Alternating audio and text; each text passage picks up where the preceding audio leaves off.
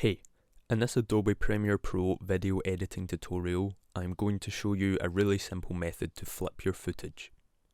So when you're editing your footage in Premiere Pro and you need to flip your footage horizontally or vertically, then there's an inbuilt plugin in the Effects tab to do this. Here I have some sample footage of the New York skyline which I downloaded from Pexels, a free stock footage website.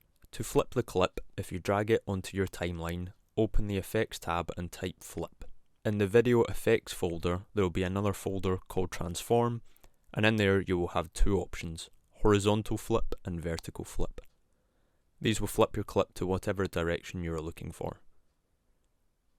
Thank you for watching. Goodbye.